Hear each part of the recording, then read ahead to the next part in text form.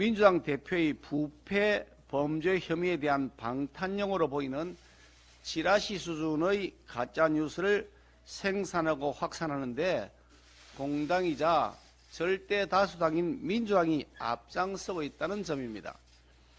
청담동 술자리 가짜뉴스, 캄보디아 환화 방문 조명 촬영설, 일광 횟집이 우길기와 관련됐다는 헛소리 등등 최소한의 사실 확인도 없는 카드라식 가짜뉴스의 생산과 확산에 민주당은 물론이고 민주당과 협업하는 일부 언론이 그 공장 역할을 하고 있습니다.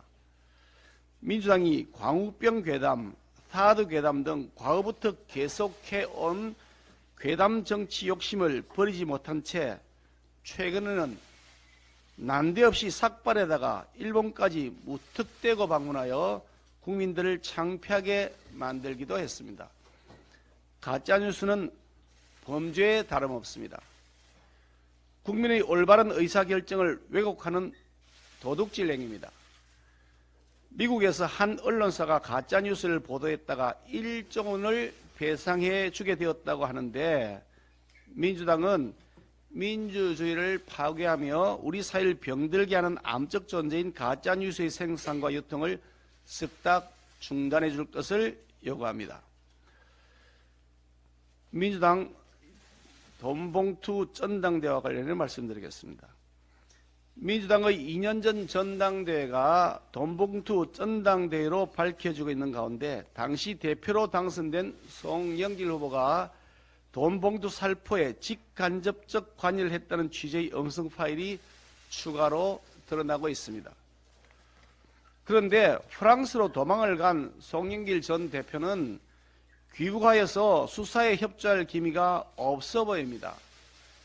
민주당 이재명 대표가 송영길 전 대표와 30분간 전화통화를 했다고 하는데 도대체 무슨 대화를 나눈 겁니까?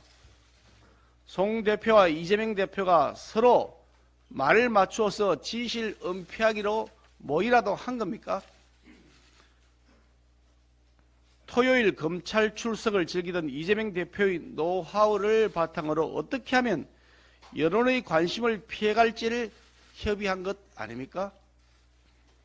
당당하다면 하루빨리 귀국해서 억울함을 밝혀야 할 터인데도 그러지 않는 것을 보면 사건의 은폐를 꾀하고 있다는 의심을 지우기 어렵습니다. 이재명 대표는 송 전 대표와의 통화에서 무슨 말을 나누었는지, 도대체 송 전 대표는 언제 귀국한다는 건지, 송 전 대표의 국회의원 지역구를 양도받아 차지하는 과정에서 어떤 거래나 흥정이 있었던 것은 아닌지 여부에 대해서 많은 국민들이 가지고 있는 의문을 즉각 해명해야 할 것입니다.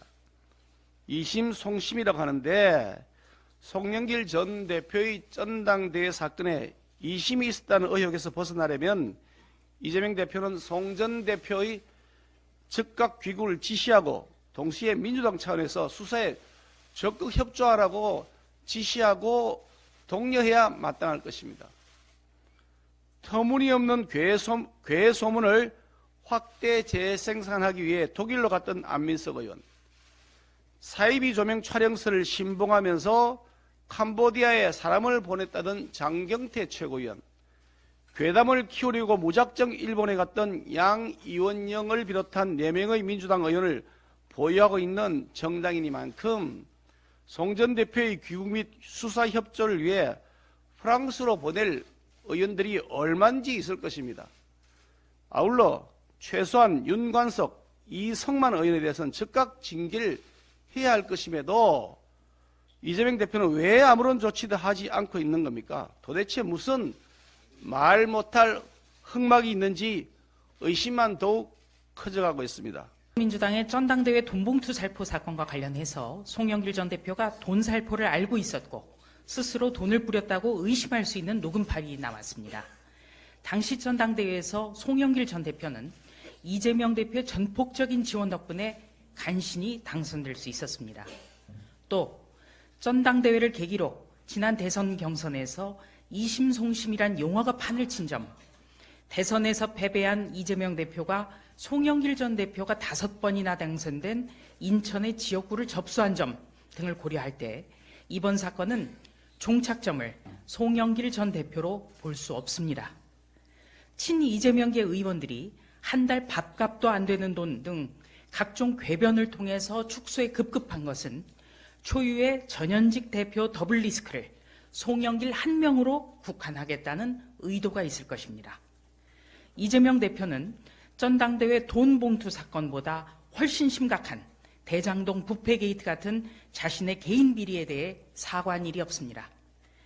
구시대적 돈 살포 사건을 정치 보복이라고 국민을 속이려 한 데 대해서도 사과한 일이 없습니다. 어설픈 꼬리 자르기 시도는 성공할 수 없습니다.